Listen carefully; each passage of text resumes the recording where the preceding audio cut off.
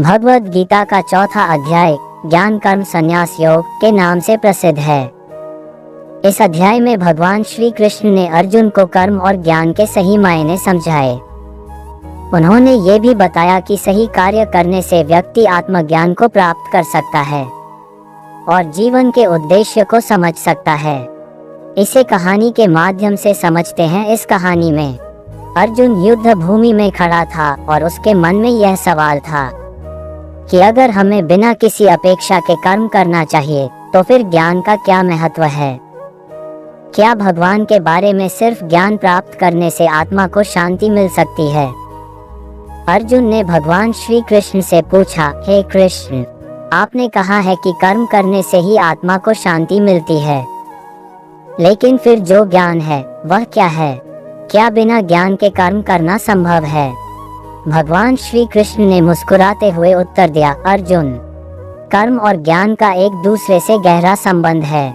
कर्म केवल तभी सही होते हैं जब उन्हें ज्ञान और सही दृष्टिकोण से किया जाता है। ये ज्ञान वह है जो आत्मा की शुद्धि करता है और जीवन का उद्देश्य समझाता है। ये ज्ञान कभी भी एक स्थान से दूसरे स्थान तक नहीं जाता, बल्कि यह ज्ञान ईश्वर से प्रकट होता है और इस ज्ञान को प्राप्त करने के बाद व्यक्ति को हर कर्म में ईश्वर का रूप दिखने लगता है। भगवान श्री कृष्ण ने कहा, कर्म तभी श्रेष्ठ होते हैं जब वे बिना किसी आशा, स्वार्थ या परिणाम के किए जाते हैं। यदि तुम कर्मों को केवल अपने अहंकार और स्वार्थ से मुक्त होकर करोगे तो तुम आत्मज्ञान को प्राप्त कर सकोगे। उन्होंने आगे बताया कि इस संसार में जितने भी महान व्यक्तित्व हुए हैं वे सभी कर्म करने में कुशल थे, लेकिन उनके कर्मों में ज्ञान था।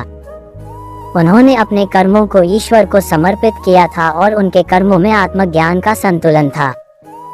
इस अध्याय से हमें ये सीखने को मिलता है कि हमें अपने कर्मों को निष्कलंक, निस्वार्थ और ज्ञान से भरपूर करना चाहिए। जब हम अपने कर्मों को केवल आत्मज्ञान और ईश्वर के प्रति श्रद्धा से करते हैं तो वे कर्म हमें न केवल सफलता दिलाते हैं बल्कि आत्मिक शांति और संतोष भी प्रदान करते हैं। ज्ञान और कर्म का सही संतुलन ही जीवन को सच्ची दिशा और उद्देश्य देता है।